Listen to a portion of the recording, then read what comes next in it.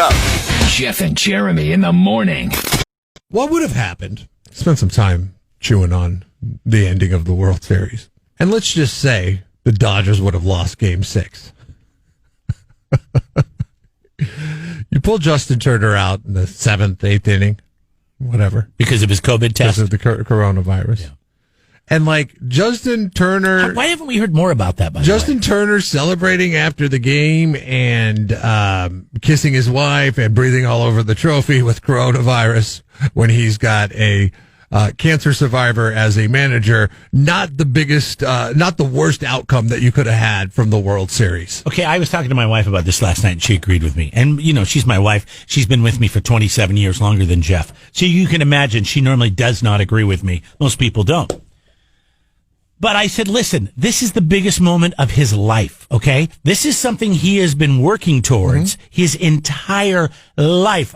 If that was me, I'm not going to let COVID stop me. I'm sorry if that's selfish. This is all I've been, since I was a little boy, since I was in high school and wanted to go to college, since I got on and played summer ball and then college ball, and then I got into the major leagues. I mean, this is the goal. This is what I've always wanted to do. Right. And we don't even know if this test is conclusive because there's been so many that have been inconclusive. Like, for example, I guess the test before he went out to play came back inconclusive. Which I don't know. I guess that means you don't have it or you do have it. They don't know. So they had to test another sample, and that's when it came back that he apparently had COVID. Okay. But who knows if that was even true? Can you imagine missing out on that moment? Let's back this up to how the script would have played out, though. Okay. I mean, I know, and everybody else knows exactly what you just said. That's how the script played out, and they'll deal with it however they deal with it.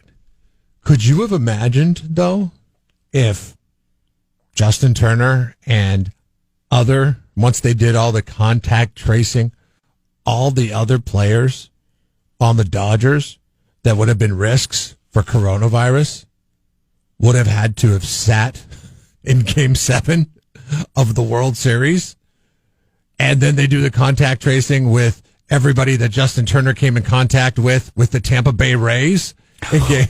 We would have had a tied World Series. They would have just said, okay, split champions this year. Tampa Bay Rays and Los Angeles Dodgers. You know what? We can't play another game for 2 weeks. Right. So what we're going to do is either we're going to leave it up to you guys. You can play the game in 2 weeks, or we're just going to split the national champ, the World Championship.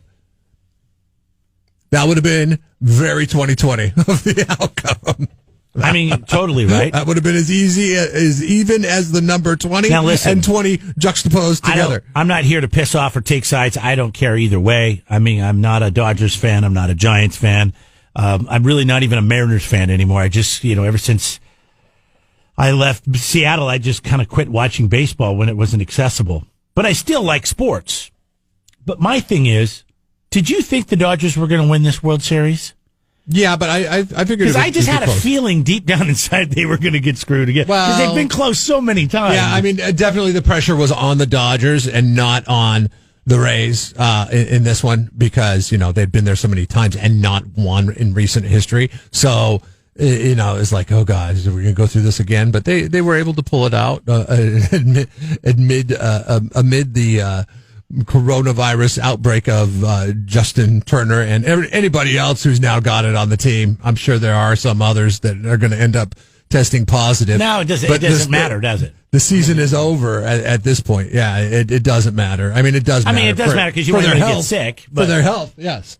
But it's just, I just wish the person deep down inside that roots for the funny script over the actual outcome wishes the Tampa Bay Rays would have figured out a way to funny about that. Come back in that game. So then we're sitting here. We're sitting here today going, "What the hell do we do now? What do we do? One more game. We came to within one game of finishing the season, and we can't do it." But that's not the case. I wish that would have been the case. God, that's terrible. Why? It's just It awful. would have been, but it would have been historic. People would be It talking would have about been this more forever. historic than the Dodgers winning the World Series. Hey, by the way, I got some good news. I told Jeff about this yesterday. A friend of ours who works in radio up in Washington, who used to be Jeff's roommate, had gotten the coronavirus, and he's okay. He just had a few days where he was really down and tired, and he had some achiness like you get from the flu. But he's okay, and it made me feel good inside because this is the most unhealthy person Yes. I know. Literally, all he does is eat fast food. He eats Arby's and Jack in the Box almost every day. And, or Maybe he'll he change his did. tune. He smoked a pack of cigarettes a day for as long as I knew him. And like Justin Turner is a redhead. And he is a redhead. So maybe Maybe redheads, maybe gingers come out of this Yeah. better. I don't know, but it made me feel Maybe better they because don't. he We is don't know. literally the most unhealthy person I know, and it was just like having a Ask Justin kind of a bad Turner's cold. wife, who he was kissing up after the World Series. Oh my gosh.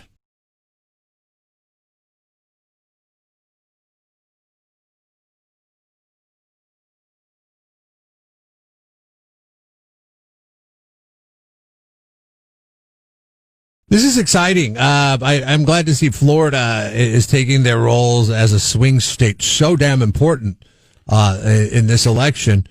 A pregnant woman showed up to vote while going into labor. Yesterday, we were talking about the woman, the student at Johns Hopkins up in Maryland, who was registered to vote in Broward County. She got a plane ticket, went down to make sure she could deliver her ballot. Hey, I delivered my ballot in person. So she spent, but I don't know if I'm getting on a plane to do it. She spent over $600 and a full day. So time is money. I mean, there's a day of missed studies while she's a student at Johns Hopkins in order to cast her vote. She left at 5:00 in the morning, was able to fly back by 1:00 in the afternoon from Maryland to Fort Lauderdale. This woman, this pregnant woman, she showed up to the polling place while in labor. Okay. Now, her husband ran into I don't understand Orange this. County Supervisor of Elections office to request her mail-in ballot on Tuesday. What? She pulls up. Wait, was she delivering her ballot or picking up a ballot? She was picking up the ballot. So you can't really vote as of yet in Florida, but you can get the mail-in voting ballot. So she wanted to vote before she had her baby. She was in labor. Okay. Eileen DeLees is her name. And, she wanted to vote. I'm sorry. No, Eileen DeLees is the supervisor of the elections.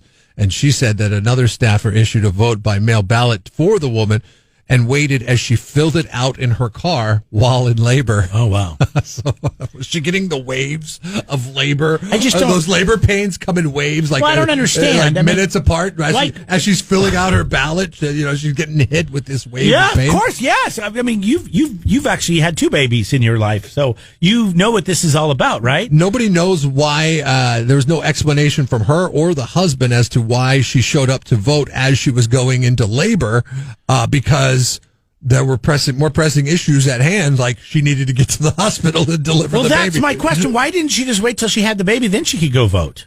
Because the timeline is delicate.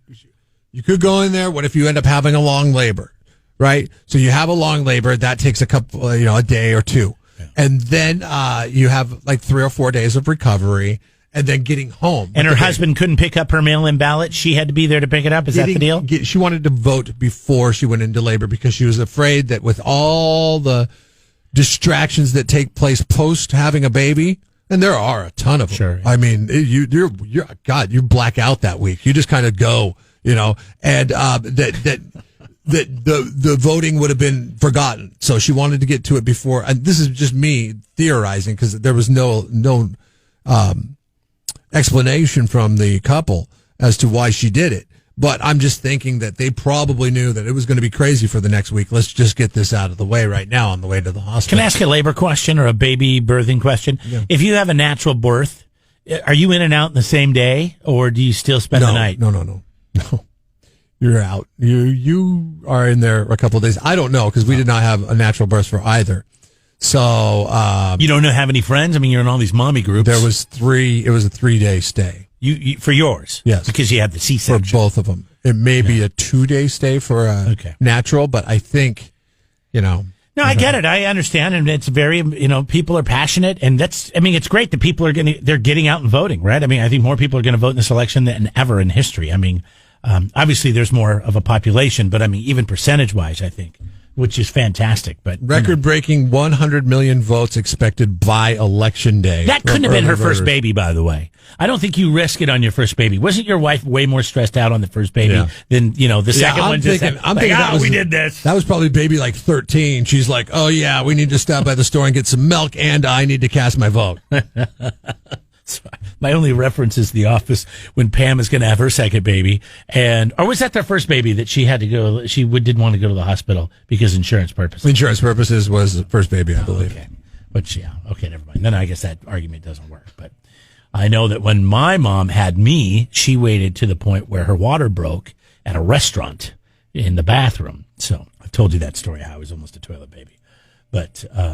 I think the second time she took it more seriously. Oh, but you're chomping at the bit to tell that story again because you brought it up, right? No, I don't need to. I already told you I was almost a toilet baby.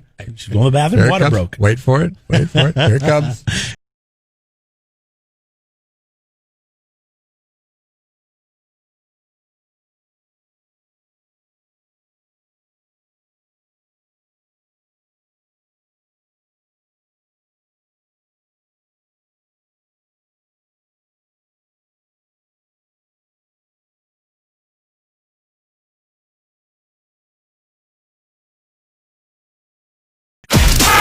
Jeff and Jeremy.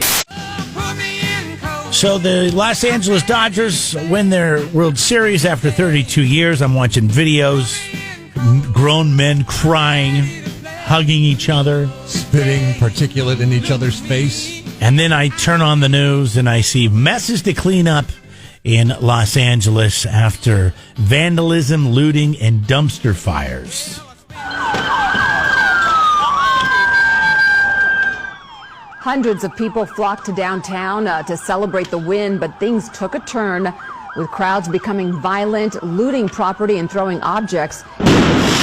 Surveillance video we obtained shows the moment a man smashed the glass windows at a Jersey Mike's. First time was the Laker game, and then again, you know what I mean? I don't even know when it's going to stop. This Starbucks location, looted just over 2 weeks ago, had just finished repairs. They escaped at this time with graffitied windows. Blocks away at 8th and Broadway, LAPD officers spent hours overnight searching for suspects hiding out inside this looted Foot Locker store.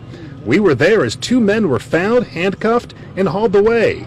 Patrol cars were vandalized. This big rig looted as it drove through the celebration. For people like Jonathan Zhu faced with this aftermath, it doesn't make sense. I really don't get it. What's the point, right? We're winning, so we should be happy. I don't know why they're doing all these kind of things.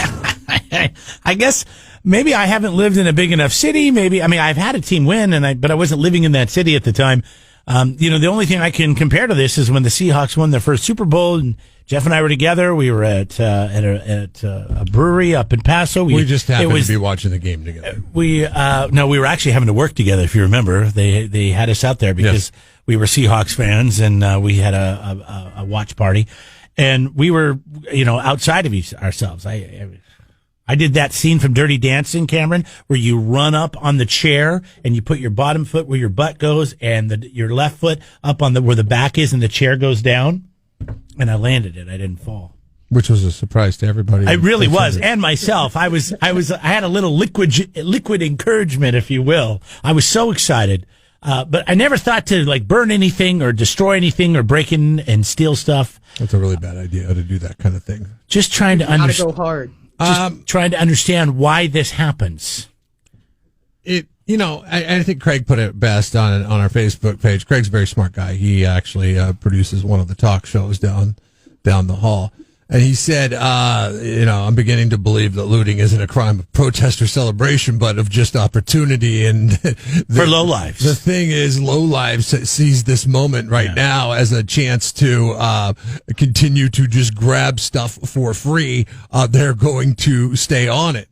Because what happens if the police right now in the current climate of the United States go out and try to enforce any kind of martial law when people are celebrating over the Dodgers winning the World Series? Hey, I hate to tell you, folks, but I hope the light bulb goes on These are the same people that want to defund the police departments. They're the ones that are out there breaking, stealing, and looting. I don't know if Dodgers and they're doing it all fans over do. the place, not just in L.A., but in every major city. The reason why you want to defund is because you're getting stuff for free, and I understand there's a... Well, sure, yeah, defund them so they're not around so we can steal more stuff. They have closets full of shoes. If you defund, you can continue. But then what happens is people stop having businesses in these areas because they're tired of getting robbed. Mm-hmm. And then all the free stuff you were getting is gone, and now you live like a hobo. And now you don't have any place to work because no businesses want to come in there. Next thing you know, the population of California goes from 40 million to 30 million because all the small business owners have just up and left and moved to Texas.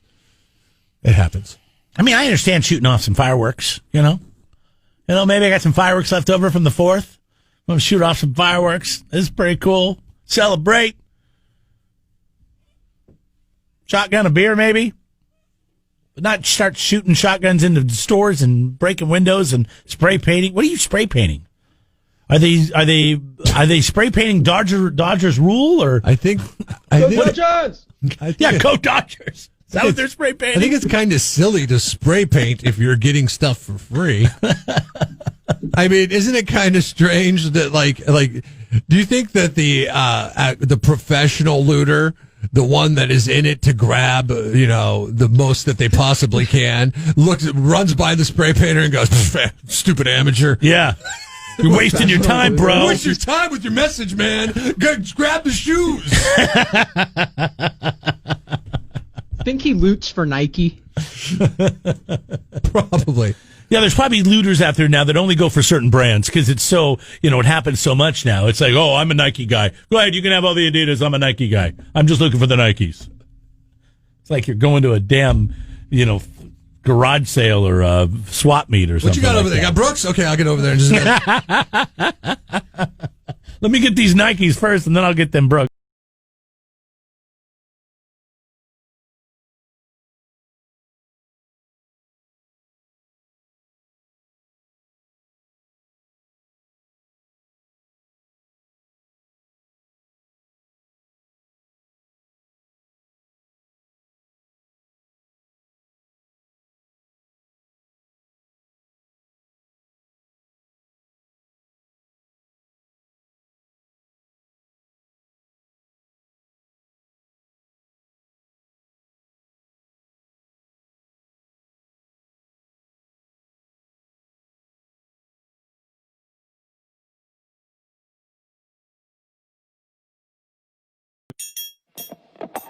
Subscribe to the Jeff and Jeremy podcast now on Apple Podcasts, Spotify, Google, and YouTube. It's your Central Coast commute-friendly podcast.